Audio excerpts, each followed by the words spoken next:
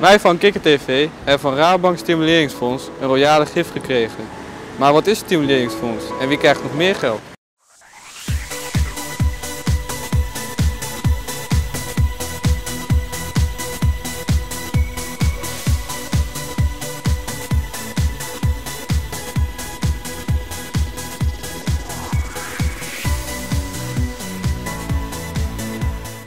Ik ben Peter Essenberg, directievoorzitter van de Rabobank West-Zeeuws-Vlaanderen. Wij zijn een coöperatieve bank, voortgekomen vanuit de gemeenschappen hier in Zeeuws-Vlaanderen. Je moet je voorstellen dat er ooit, weet ik veel, misschien wel 15 banken waren. Uiteindelijk is dat één bank geworden, dat is de Rabobank West-Zeeuws-Vlaanderen. Omdat wij bankieren in het werkgebied waar onze klanten ook vandaan komen, vinden wij dat we ook iets terug moeten doen naar die klanten. En een van de dingen die we daarvoor bedacht hebben is dat wij als coöperatie een fonds in het leven hebben geroepen, het Stimuleringsfonds.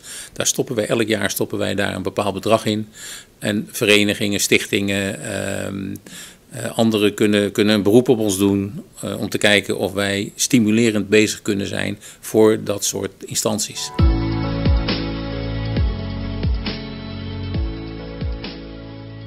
Geweldig. We hebben nu inmiddels alweer een jaar of misschien zelfs iets langer geleden hebben we een som geld gekregen van het Rabo Stimuleringsfonds. We hebben daar een paardrijbak van aangelegd die nu zeer intensief wordt gebruikt door allerlei jongeren die daar baat bij hebben.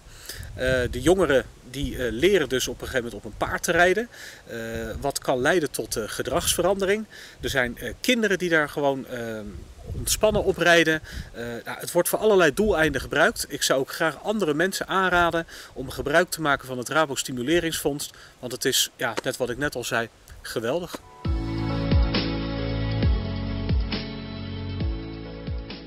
Ik ben Esther van Strien en ik werk bij de Rabobank West-Zeeuws-Vlaanderen. En ik ben als adviseur verbonden aan het Stimuleringsfonds. Ik ben eigenlijk de speel tussen de aanvrager en de fondsbeheerders die de projecten beoordelen. Het Stimuleringsfonds is een praktische invulling van ons coöperatief gedachtegoed. Samen bereik je meer dan alleen. Meer dan 100 jaar geleden waren er arme boeren die een coöperatie oprichten en elkaar hielpen en daardoor financieel zelfstandig werden. Het Stimuleringsfonds van nu werkt eigenlijk net zo.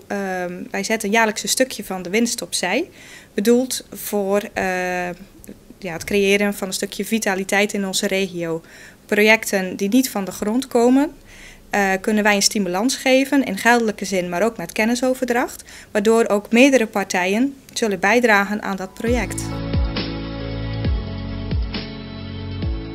Ja, dat is een fantastisch initiatief van de Rabobank. De Rabobank zegt dat ze midden in de samenleving staat en dat is ook zo. Op deze manier helpen ze, zeg maar, nieuwe initiatieven die er in de regio zijn. Die helpen ze om snel van de kant af te kunnen komen.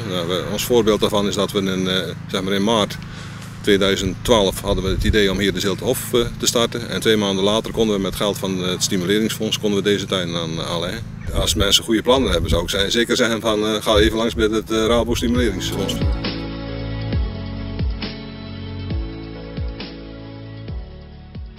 Hartstikke blij en dankbaar dat we van de Rabobank Stimuleringsfonds dit mooie bedrag hebben mogen ontvangen. Wij merken dus dat het ook deuren opent bij andere ondernemingen of bij andere sponsoren, waardoor je met de Rabobank binnenkomt, dat je nieuwe dingen makkelijker kunt realiseren. En wij kunnen ook van harte aanbevelen aan andere instanties die maatschappelijk bezig zijn om bij de Rabobank aan te kloppen, want ik denk dat dat een hartstikke goed adres is om zulke soort dingen voor elkaar te kunnen krijgen. Nu u weet wat het Rabobank Stimuleringsfonds doet en u wilt in aanmerking komen, weet u waar u moet zijn.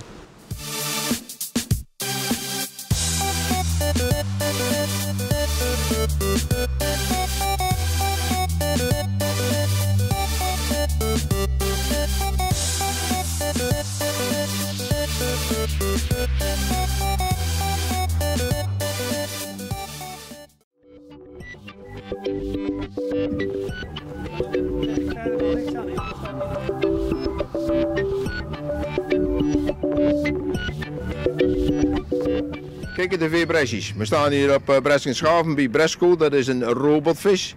En die gaat te water gelaten worden voor de proefvaart te houden.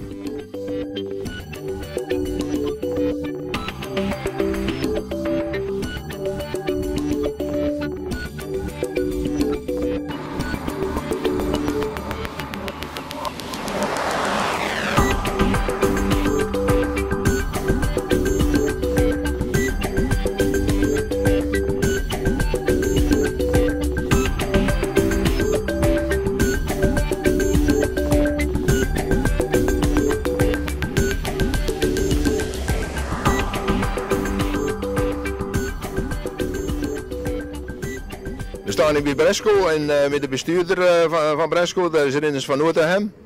En die heeft een technische proefvaart gehouden. En Rinders vertellen zo of het gelopen is. Nou, niet helemaal volgens de reglementen, Jan. Er zijn nog een klein paar probleempjes, maar die worden zeer zeker niet opgelost. Het is een delicaat spel natuurlijk, het is allemaal radiografisch bestuurbaar. En er wordt nog een beetje afstelling gedaan. Maar zo nu door de kaaien afvaren, dan is dat, gaat het goed. Nog een paar dingetjes en dan komt dat best voor elkaar. Oké, dus als Sinterklaas die binnenkomt aanstaande zaterdag, dan gaat hij varen? Daar gaan we zeker aan werken. Daar gaan we zeker aan werken. Dat het dan niet altijd hetzelfde weer is als nu. Nee, want het is ook windgevoelig. We gaan hem toch zeker in het water laten. Laat ik dat zo zeggen. En we gaan proberen varen. Oké. Dat is beloofd voor de kinderen van Bresjes. Voor de camera had Adrie Bonnewel, de voorzitter van het Visserijmuseum. Die is ook betrokken bij Bresco natuurlijk. Denk je dat het voor elkaar komt voor aanstaande zaterdag, Adrie? Ja, dat hangt een beetje af van de mensen die dat moeten maken natuurlijk, want ik kan het niet. Dus ja, het is hopen dat die gemaakt kan worden, want het zou natuurlijk wel hartstikke leuk zijn. Ja, het is een leuk apparaat dat hij vaart, leuk robotvis. Ja. Ja, ik hoop het ook dat het voor zaterdag voor elkaar komt, maar het zal afhankelijk zijn van de technici, hangt het zo begrip. Ja, dat zit er wel in, want ik weet nog niet hoe het kan maken, maar we zullen het zien. En hopelijk dat hij zaterdag kan varen. Oké, Adrie, bedankt voor je reactie.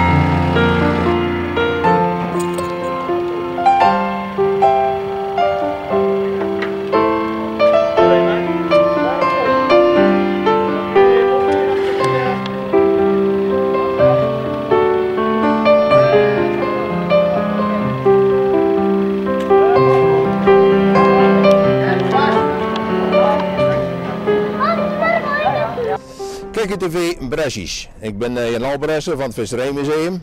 We staan hier voor de Wilma, de Bresjes 74. Dat is die kotter die over het dek moet. Maar we weten nog niet waar en wanneer dat zou moeten gebeuren. Er was hier ook een meeting van de IEG afgevaardigd in het Visserijmuseum. En daar is Martin de Jonge te Roe. Die is daarbij geweest en die heeft vraaggesprekken gehouden. In de middel van die vraaggesprekken zijn we toch wel aan de weten gekomen. Er is ook nog een vraaggesprek met Tini Maanhout van de gemeente Sluis en dat was ook wel leuk. En als je doorloopt, dan moeten we ook nog een lekker bakje koffie met een heerlijke Zeeuwse bonen.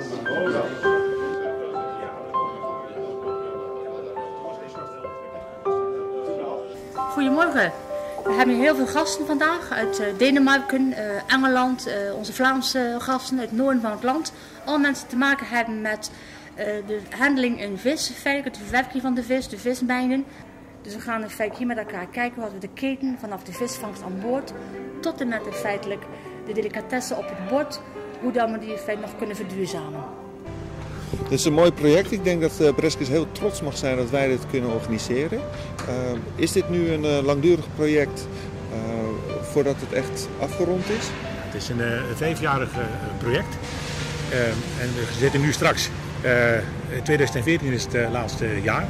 Dan is dat subsidieprogramma afgelopen. Mogelijkwijs komen er wel vervolgprogramma's. Maar ja, we hebben daar ons voor aangemeld. En dat is gehonoreerd vanuit de Europese gemeenschap, vanuit Brussel. What's your impression of Breskens?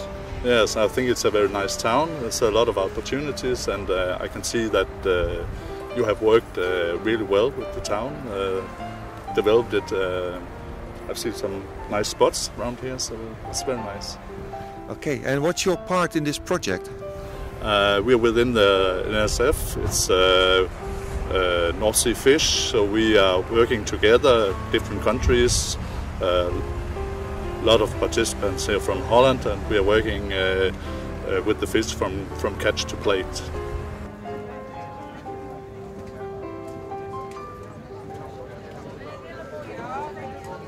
We staan met de heer Mollinga van de gemeente De Marne te praten over het internationale visproject wat hier vandaag gehouden wordt in Breskes. We gaan meneer Mollinga vragen wat zijn eerste indruk is van Breskes. Nou, een heel prettig stadje. Ik ken Breskes al, ik ben hier eerder geweest. Vorig jaar ben ik hier 10 dagen op vakantie geweest in de buurt. En toen al kennis gemaakt met Breskes. En ja, het is vergelijkbaar met waar ik vandaan kom. En in het kader van dit project ook aan werk. Dat is namelijk Lauwersoog, een vissersplaats aan de Waddenkust. Eigenlijk de vervanger van Zoutkamp. Want Zoutkamp was een vissersplaats in Groningen. Maar toen de Lauwerzee werd afgesloten met een dijk, ontstond er een nieuwe vissershaven, Lauwersoog, waar de vissers uit Zoutkamp naartoe moesten. Aanjagervisserij. En ik moet de communicatie tussen de vissers en de overheden, zowel regionaal als landelijk, verbeteren en daar een rol in spelen. En ik moet kijken of er een innovatieprogramma voor de visserij kan worden opgezet. KGTV was op bezoek op Breskenshaven en in het Visserijmuseum. Daar was ook een vergadering van de Noordzee Visgroep.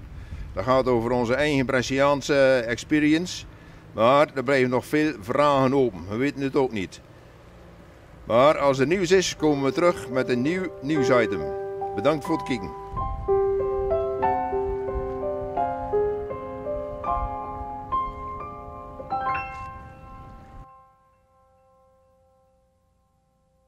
Hallo allemaal, in dit filmpje ga ik jullie laten zien hoe leuk en gezellig Tun is. Wat vind je nou precies van Tun? Ik vind het leuk. En wat vind je er dan zo leuk aan? Je moet er heel lenig voor zijn. En ja, dat was het. En ben je een beetje lenig? Ja.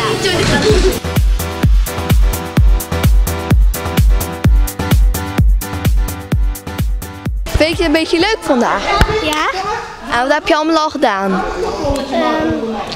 We hebben al de ratslag gedaan op de blok. Nog op de... we hebben nog gerend en toen moesten we op trampoline en toen moesten we de steksprong doen.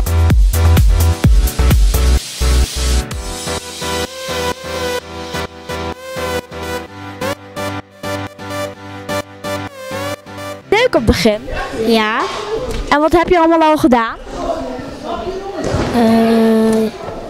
Ratslag gedaan. En was het moeilijk? Nee. Kan je het al goed? Ja. Wat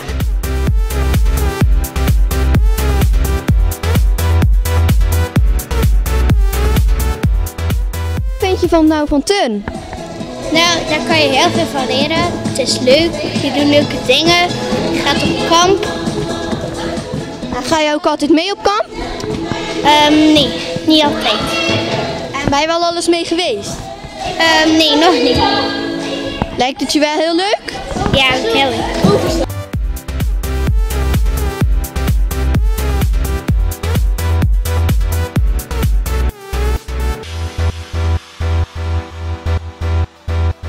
Wat vind je het leukste vandaag? Waar we daar aan doen zijn.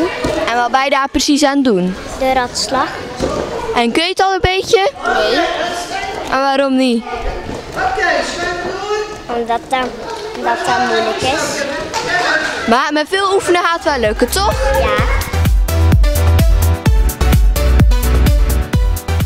Wat vind je nou precies van Tun?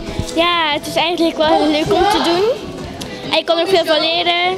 En je kan ook goede ratslag leren en salto's. Het is echt wel te gek.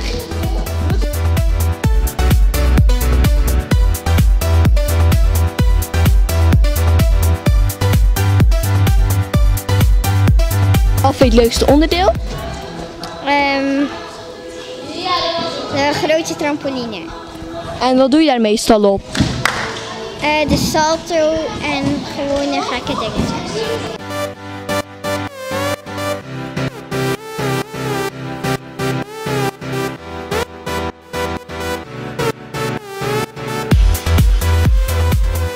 Wat vind je nou precies van turnen? Superleuk. Ja, inderdaad. En waarom dan? Omdat je op heel veel leuke toestellen komt. IBD.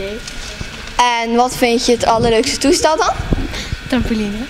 Gerrit. Ook. En kleine trampoline of grote trampoline? Groot. Ingebouwd.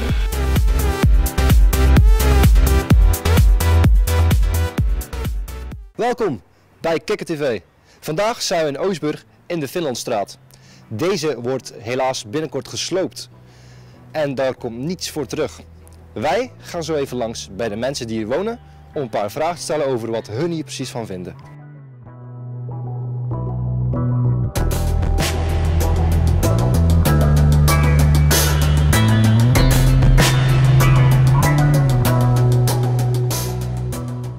Ja, ik ben inwoners in de Finlandstraat 15. Ik huur deze huis denk ik minimaal 9 jaar.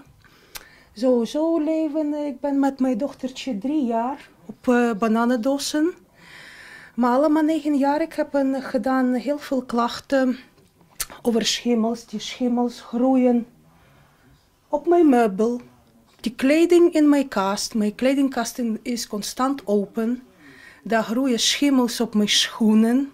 Ik heb dat gebracht naar de woningbouw, maar wat woningbouw zegt: oh, je bent slecht ventileren in uw huis. Het is één smoesje en die boren nog een gat in mijn muur.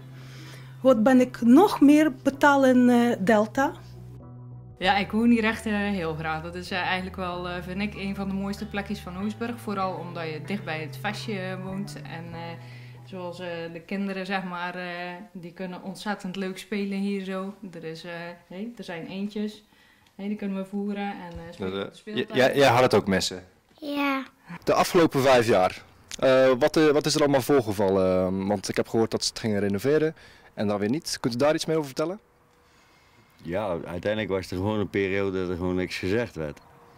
En dan hoorde je via dan weer een of ander bericht, via een buur of weet ik wat. Dat, dan ging de renovatie en dan zou het waarschijnlijk gesloopt worden. Want hierachter is er ook een 1,5 strappad gehaald. Dus eigenlijk had je misschien wel een klein beetje kunnen verwachten. Tenminste, zo zie ik het nu. En dan zijn ze hier aan het eerste proefhuis begonnen. Ja, goed, het dak was eraf en ineens werd het te duur en toen kwam er een sloopdatum. Ik weet dat ze aan het einde van de straat een huis volledig gerenoveerd hebben. Ja, ik vind dat eigenlijk een beetje zonde natuurlijk, want eerst renoveren en dan vervolgens toch nog besluiten om af te breken. Aan de andere kant, ja, fouten maken is menselijk, zeg ik dan maar. En toch hebben ze dan denk ik de beslissing genomen om het toch maar af te breken, wat eigenlijk wel goed is.